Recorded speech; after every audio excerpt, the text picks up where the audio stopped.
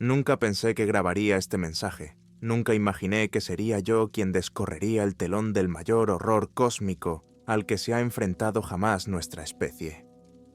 Pero aquí estoy, William Parker, ex astrofísico de la NASA, sentado en una sucia habitación de motel con las manos temblorosas y el corazón acelerado, rezando para que esta grabación llegue a alguien, a cualquiera, antes de que me silencien para siempre. Quizá recuerden los titulares de 2006, cuando Plutón dejó de ser un planeta. Yo estaba allí cuando se tomó esa decisión. Diablos, formé parte del equipo que la hizo posible.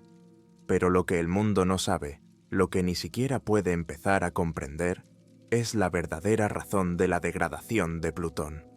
No se trataba de dinámica orbital ni de cuerpos celestes limpiando sus vecindarios. No, se trataba de ocultar una verdad tan aterradora que haría añicos los cimientos mismos del entendimiento humano. Pero me estoy adelantando. Permítanme empezar por el principio, cuando yo no era más que otro joven científico ansioso con estrellas en los ojos y ni idea de la oscuridad que acechaba en los bordes de nuestro sistema solar. El laboratorio de propulsión a chorro de Pasadena, California, era mi hogar lejos de casa. Llevaba allí casi una década, escalando puestos desde estudiante de posgrado con cara nueva hasta miembro respetado del equipo de ciencia planetaria. Mi especialidad era el sistema solar exterior, esos mundos fríos y distantes que bailan al margen de la influencia de nuestro Sol. Recuerdo el día en que llegué al JPL, con los ojos muy abiertos y rebosante de entusiasmo. El extenso campus, con su mezcla de edificios modernistas y exuberante vegetación californiana, era como adentrarse en el futuro. El aire bullía con la energía de las mentes brillantes que trabajan en la vanguardia del conocimiento humano. Estaba seguro de haber encontrado mi lugar en el universo. A lo largo de los años, había trabajado en varios proyectos, analizando datos de la misión Cassini a Saturno, ayudando a planificar el viaje de la sonda New Horizons a Plutón e innumerables iniciativas que ampliaban los límites de nuestra comprensión del sistema solar. Cada descubrimiento, cada nueva imagen que llegaba desde las profundidades del espacio, me llenaba de asombro y motivación, pero nada podría haberme preparado para lo que ocurrió. Aquella fresca mañana de otoño de 2005, la doctora Elena Vázquez, directora de nuestro proyecto de imágenes del espacio profundo, convocó una reunión de emergencia. Recuerdo la forma en que la luz del sol se colaba por las persianas de la sala de conferencias, proyectando sombras sobre su rostro. Cuando entramos, el olor a café recién hecho se mezclaba con el leve aroma a ozono de los equipos informáticos sobrecargados. Un cóctel familiar que normalmente me reconfortaba, pero que ahora solo aumentaba mi sensación de inquietud. Elena estaba de pie a la cabecera de la mesa, con su porte normalmente sereno visiblemente alterado. Las ojeras denotaban noches de insomnio, y sus manos temblaban ligeramente al manipular su tableta. Conocía a Elena desde hacía años. Habíamos empezado a trabajar en el JPL más o menos al mismo tiempo, y nos habíamos hecho muy amigas. Al verla así, sentí un escalofrío. «Siéntense todos», dijo con una voz tensa por una emoción que no supe identificar. «Lo que voy a enseñaros no sale de esta sala. ¿Entendido?» Asentimos, intercambiando miradas nerviosas. A Elena no le gustaban los dramas. Algo grande debía de haber pasado. La sala estaba llena de algunas de las mentes más brillantes de la ciencia planetaria. El doctor Robert Chen, nuestro experto residente en objetos del cinturón de Kuiper. La doctora Sara Patel, una brillante teórica que había causado sensación con su trabajo sobre la materia oscura, y varios otros, todos ellos líderes en sus respectivos campos. Eleanor atenuó las luces y mostró una serie de imágenes en la pantalla principal. A primera vista, parecían las típicas tomas de larga exposición del sistema solar exterior, puntitos de luz estelar contra el negro terciopelo del espacio. Pero cuando Elena hizo zoom en una región concreta, se me cortó la respiración. Aquí, dijo, señalando una tenue mancha de luz, es donde debería estar Plutón. La sala prorrumpió en murmullos confusos. Me incliné hacia adelante y entrecerré los ojos. ¿Debería estar?, pregunté, con la voz apenas por encima de un susurro. Eleanor asintió con gravedad. Estas imágenes se tomaron la semana pasada. Hemos realizado todas las comprobaciones de calibración y todos los diagnósticos. El equipo funciona perfectamente. Respiró hondo, con los nudillos blancos al agarrar el borde de la mesa. Colegas, no sé cómo decirlo, pero Plutón ha desaparecido. El silencio que siguió fue ensordecedor. Mi mente se agitó en busca de explicaciones lógicas. ¿Una colisión masiva? ¿Algún tipo de evento solar sin precedentes? Pero en el fondo, sabía que ninguna de ellas podía explicar la desaparición de un planeta entero. El Dr. Chen fue el primero en encontrar su voz. «Eso es imposible», tartamudeó. Su habitual confianza se hizo añicos.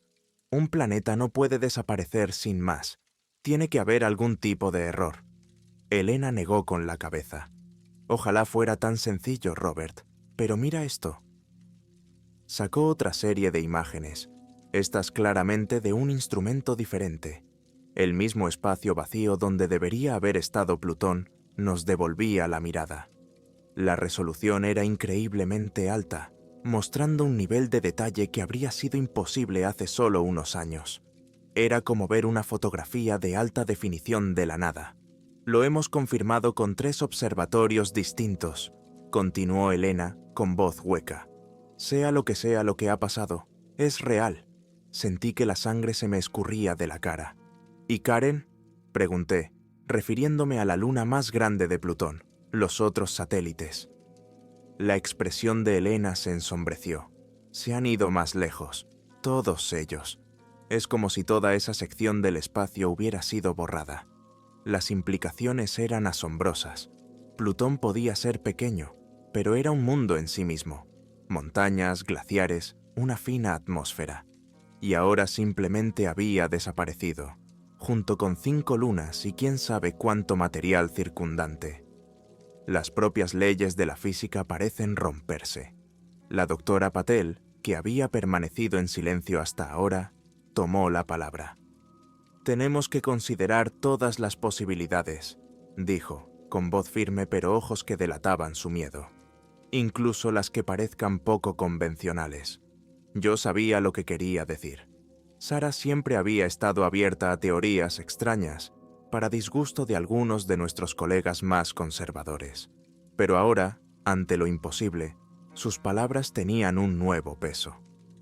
«¿Cómo qué?», preguntó el doctor Chen, con un deje de burla en el tono. A pesar de las circunstancias, pequeños hombres verdes. Sara le lanzó una mirada fulminante. Como fenómenos que van más allá de nuestra comprensión actual de la física. Interacciones de materia oscura, sucesos de dimensiones superiores, cosas que ni siquiera podemos concebir con nuestra limitada perspectiva. Tenemos que alertar inmediatamente a la comunidad científica, dijo el Dr. Chen, que ya estaba cogiendo el teléfono. Podría ser el descubrimiento del siglo. No ver el tono cortante de Elena nos hizo saltar a todos. Esta información no sale de la NASA. Todavía no. No hasta que entendamos a qué nos enfrentamos. Fruncí el ceño, con un nudo formándose en el estómago. Eleanor, no podemos mantener algo así en secreto. El mundo tiene que saberlo. El mundo que me cortó entraría en pánico. Piénsalo, William. Si anunciamos que un planeta entero ha desaparecido sin explicación, ¿qué crees que haría eso a la confianza pública en la ciencia? ¿En nuestra comprensión del universo? Ella tenía un punto, pero aún así no me sentó bien. Entonces, ¿qué hacemos?, le pregunté. Elena respiró hondo, serenándose. De momento, investigaremos en silencio. Ya me he puesto en contacto con el director. Se está formando un grupo de trabajo especial para investigar esto, y todos estamos en él. Nuestra tapadera será una revisión de los criterios de clasificación planetaria, y así nació la Operación Orfeo. Bautizada con el nombre del mítico héroe griego que viajó al inframundo, íbamos a adentrarnos en la oscuridad de los confines de nuestro sistema solar y descubrir la verdad que se oculta tras la desaparición de Plutón. Poco sabíamos de los horrores que nos esperaban. Los meses siguientes fueron un torbellino de noches en vela, reuniones informativas reservadas y descubrimientos cada vez más inquietantes. Examinamos minuciosamente todos los datos a nuestro alcance. Imágenes de archivo, lecturas de radiotelescopios e incluso observaciones manuscritas de hace décadas, anteriores a la era digital. Nuestro equipo trabajaba en una sala segura y sin ventanas, rodeada de servidores y paredes cubiertas de pizarras llenas de ecuaciones y diagramas.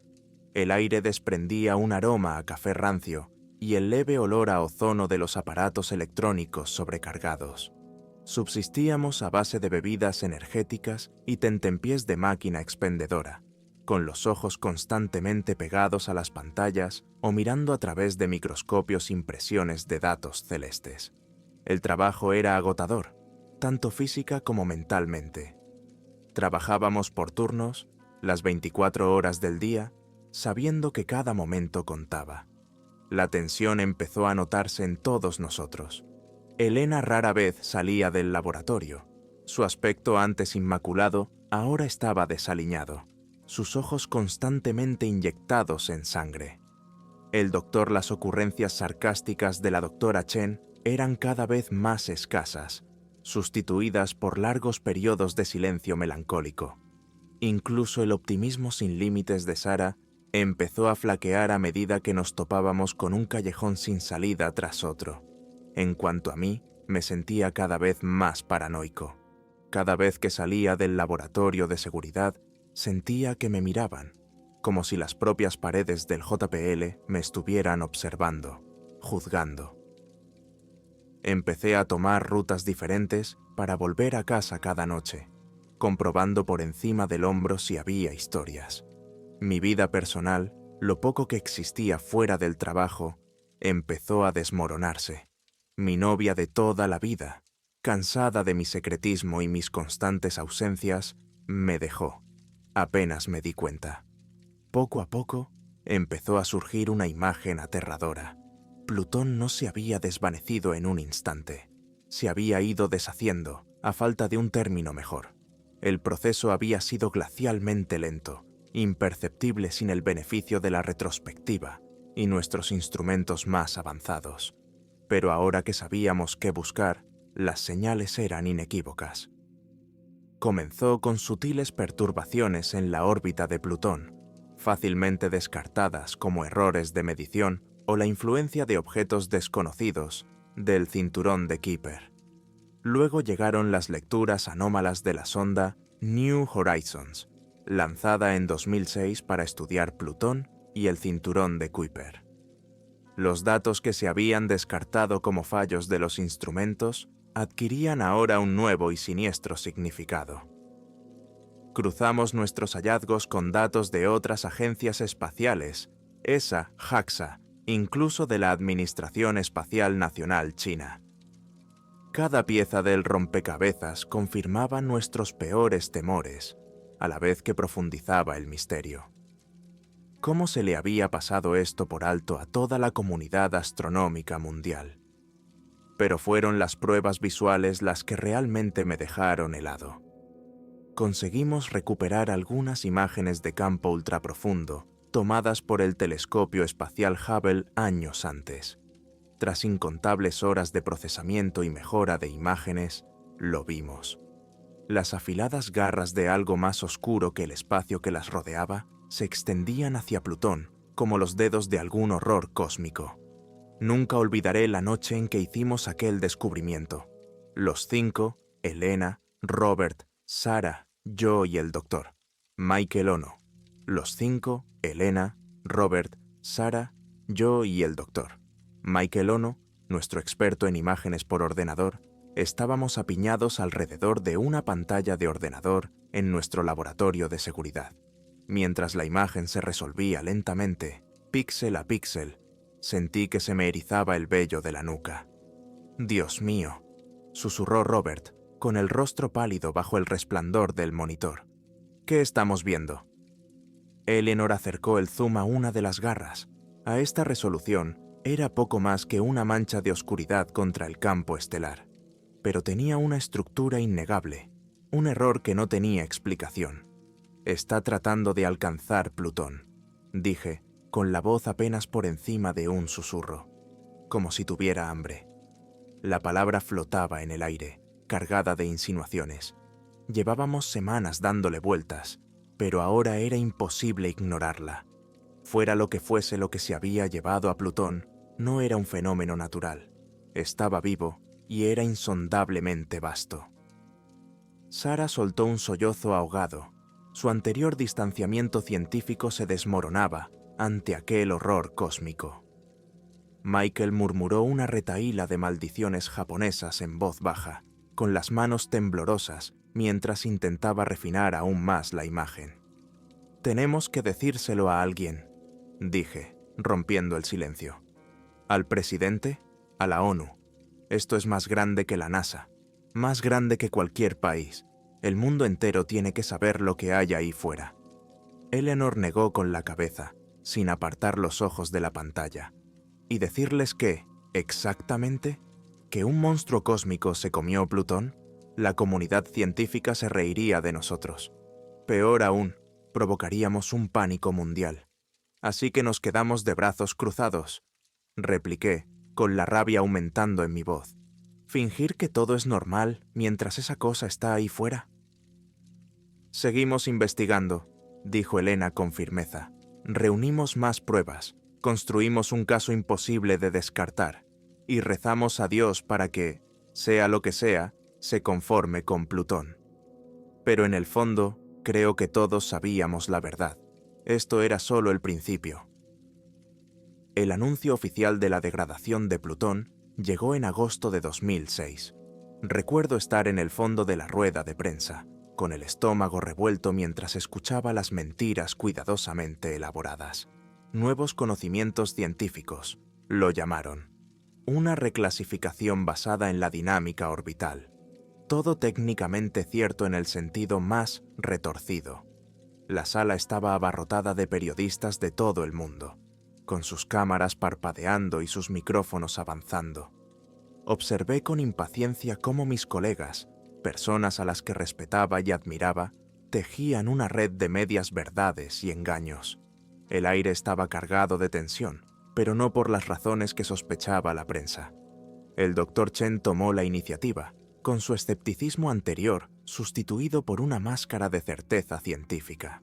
Habló de mecánica orbital y de la definición de planeta, con voz firme mientras explicaba por qué Plutón ya no cumplía los criterios. Me maravilló su compostura, sabiendo el horror que se escondía tras sus palabras.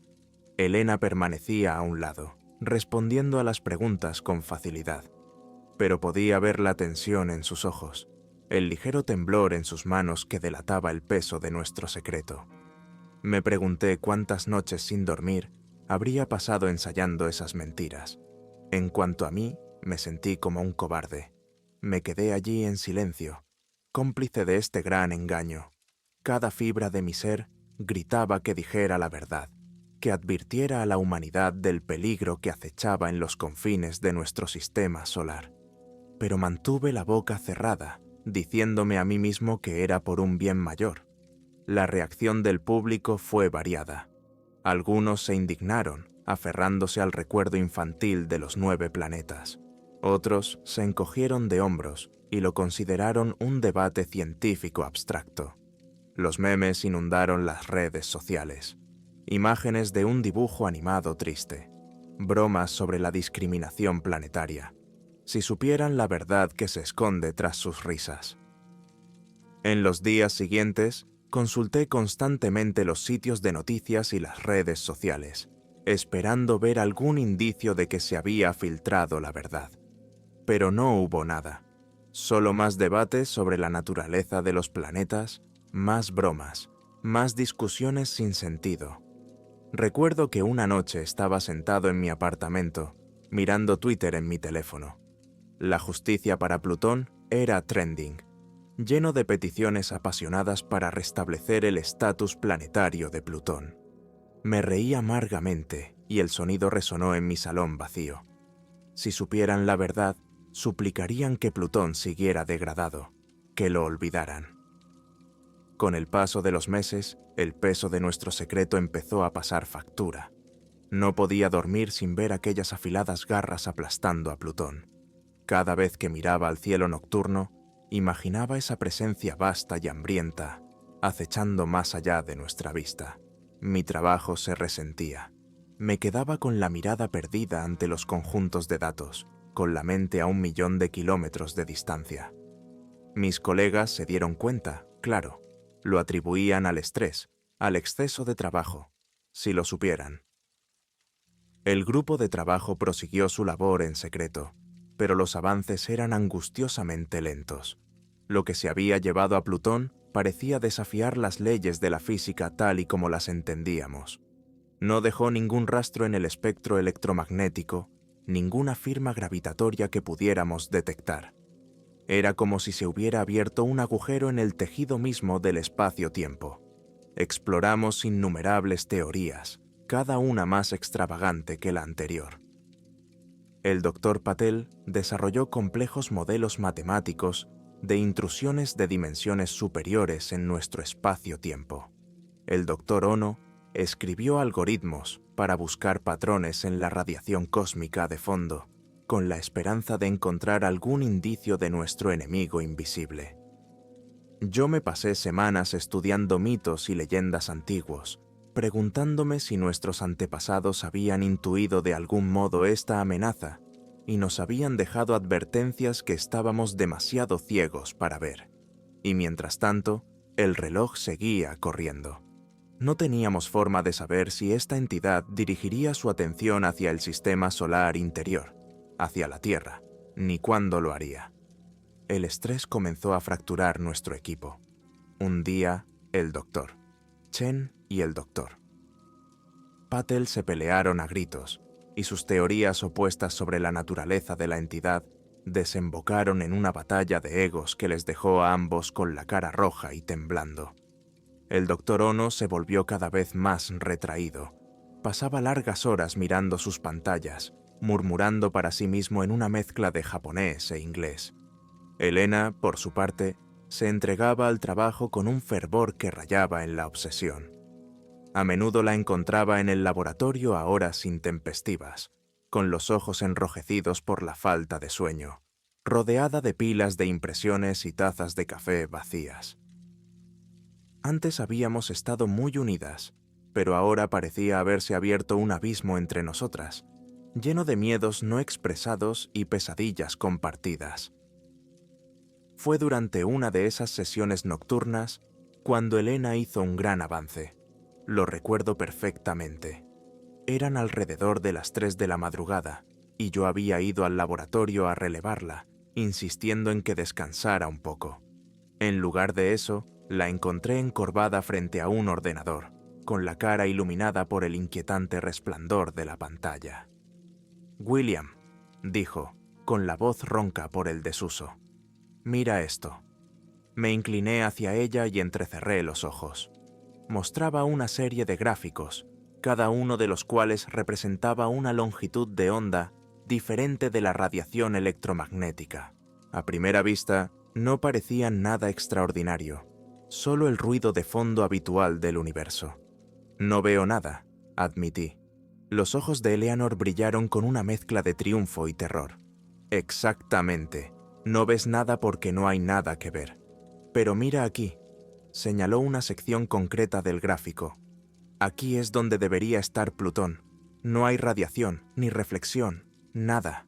No es solo que Plutón haya desaparecido, es como si toda esa sección del espacio hubiera sido borrada.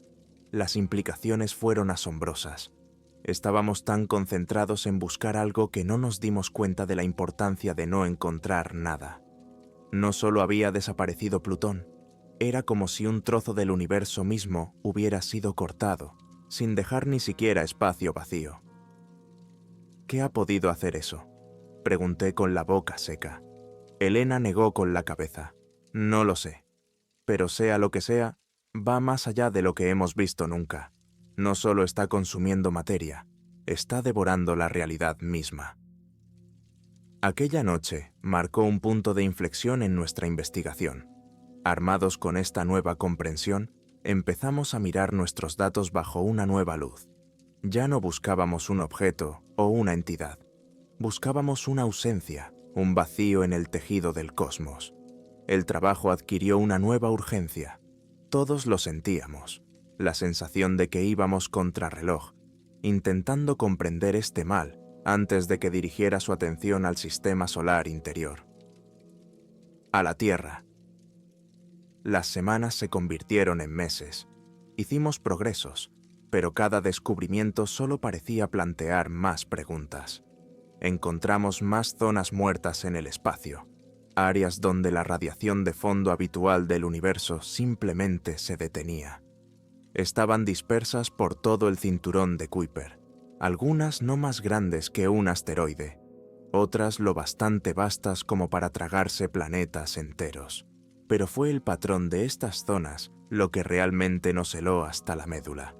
Al trazarlas, formaban una espiral que se curvaba lenta, pero inexorablemente hacia el interior del sistema solar, hacia nosotros. Fue Eleanor quien finalmente se quebró. Una noche la encontré tarde en su despacho, rodeada de montones de papeles y tazas de café vacías. Tenía los ojos enrojecidos y el pelo enmarañado. La habitación estaba en penumbra. La única iluminación real procedía de las pantallas de su ordenador, que proyectaban un inquietante resplandor azul sobre todo. «No podemos seguir manteniendo esto en secreto, William», dijo con voz ronca. «La gente tiene que saberlo. Tienen que prepararse». Asentí con la cabeza, sintiendo alivio. He estado pensando lo mismo. Pero ¿cómo lo hacemos sin provocar el pánico? Eleanor sonrió sombríamente. No lo haremos. A veces la verdad es dolorosa, pero es mejor que vivir ignorando el cuchillo que tenemos clavado en la garganta. Me entregó un pendrive. He recopilado todo lo que sabemos, todos los datos, todas las imágenes. Es hora de hacer saltar todo esto por los aires. Cogí el pendrive con la mano temblorosa. Era tan pequeño, de aspecto tan inocuo, y sin embargo contenía información que podría cambiar el curso de la historia de la humanidad. Vendrán a por nosotros, me dije. El gobierno, la NASA, intentarán hacernos callar. Lo sé, respondió Elena, y sus ojos se encontraron con los míos con una intensidad feroz. Por eso no voy contigo. Me quedaré aquí, creando una distracción.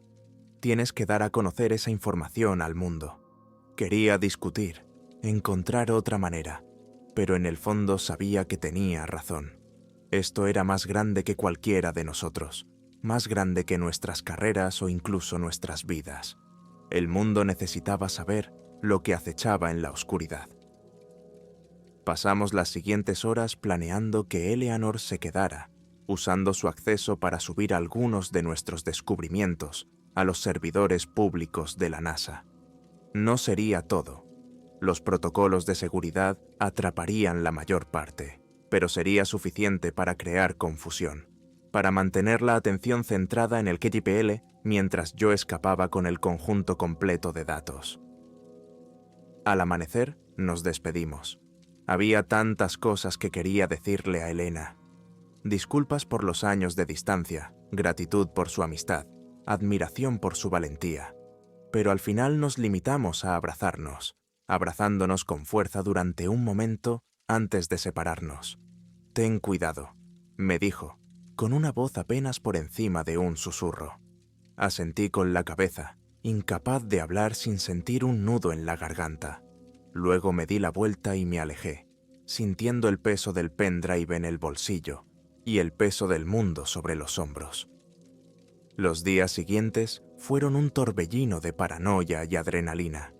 Me deshice de mi coche, de mi teléfono, de todo lo que pudiera servir para rastrearme. Me trasladé de una ciudad a otra con dinero en efectivo, alojándome en moteles baratos con nombres falsos. Mientras tanto, miraba obsesivamente las noticias, esperando alguna señal de que la distracción de Eleanor hubiera funcionado. Llegó 3 días después de salir de JPL. Las noticias de última hora aparecían en todos los canales. Violación masiva de datos en la NASA, información clasificada filtrada, teorías conspirativas desatadas. Vi con una mezcla de alivio y culpa cómo se llevaban a Elena esposada, con el rostro estoico mientras los periodistas gritaban preguntas. Una parte de mí quería entregarme, compartir su destino, pero sabía que tenía que seguir hasta el final. La información que llevaba era demasiado importante. Y aquí estoy, en esta sucia habitación de motel, grabando este mensaje. Las paredes son finas y oigo los sonidos apagados de la televisión de al lado. Algún presentador de un programa nocturno de entrevistas haciendo chistes sobre el último escándalo político. Qué trivial me parece todo ahora. Cuando oigas esto, habré subido el paquete completo de datos a todos los principales medios de comunicación e instituciones científicas que se me ocurran. La verdad estará ahí fuera, imposible de contener. No sé qué pasará después. Tal vez la humanidad se una frente a esta amenaza cósmica. Tal vez nos destrozaremos por el miedo y el pánico. Pero al menos afrontaremos nuestro destino con los ojos abiertos. A quien quiera que esté escuchando, miren al cielo, prepárense y recen para que lo que haya devorado a Plutón quede satisfecho con su comida. Este es el doctor. William Parker se despide. Que Dios se apiade de todos nosotros. Dejé el teléfono y me tembló la mano al terminar el vídeo. Durante un largo momento me quedé allí sentado, tratando de procesar lo que acababa de ver. Un engaño, sin duda. Una elaborada campaña de marketing viral de ciencia ficción. Tenía que serlo. Pero el miedo crudo en los ojos del doctor, Parker, el temblor en su voz, parecía demasiado real. ¿Y no había habido esa serie de misteriosas desapariciones en la NASA en las últimas semanas, reportadas como una serie de incidentes no relacionados? Pero ahora sí. Cogí el portátil y los dedos volaron sobre el teclado mientras buscaba más información. Internet ardía en especulaciones. Los principales medios de comunicación se apresuraban a verificar el volcado de datos. Los foros de teoría de la conspiración hacían su agosto. Los vídeos de la detención de la doctora Elena Vázquez estaban por todas partes, junto con imágenes inestables de lo que parecían vehículos militares convergiendo en JPL. Una notificación apareció en mi pantalla, una transmisión en directo desde la Estación Espacial Internacional. Pasé el cursor por encima un momento antes de hacer clic, sin saber qué esperaba ver. La imagen era borrosa y la voz del astronauta estaba distorsionada por la estática, pero el miedo en sus palabras se percibía claramente. Control de misión. ¿Está viendo esto? Hay algo enorme ahí fuera. Está tapando las estrellas. Oh, Dios, se está acercando. La señal se cortó bruscamente y fue sustituida por un mensaje de dificultades técnicas. Con el corazón palpitante, me puse en pie a trompicones, necesitando de repente aire fresco. La noche estaba fresca y despejada cuando salí, con las estrellas titilando inocentemente en lo alto. A lo lejos oía el débil zumbido del tráfico, alguna sirena, los sonidos normales de una ciudad por la noche. Todo parecía tan ordinario, tan igual. Incliné la cabeza hacia atrás, buscando la parte vacía del cielo donde debería estar Plutón. Mis conocimientos de astronomía estaban oxidados, pero creía saber más o menos dónde mirar. Fue entonces cuando lo vi. Un destello de movimiento en lo alto de la atmósfera. Una forma oscura, imposiblemente vasta, que se desplegaba contra el campo estelar. Por un momento, pensé que mis ojos me estaban jugando una mala pasada. Entonces lo vi. Las garras. Enormes garras de obsidiana, cada una más grande que un continente, atravesando el fino velo de nuestra atmósfera. El aire mismo parecía gritar mientras la realidad se desgarraba alrededor de aquellos apéndices cósmicos. Mientras el terror me paralizaba, un horrible pensamiento se cristalizó en mi mente. Plutón era solo el aperitivo. Se estaba sirviendo el plato principal y nosotros estábamos en el menú.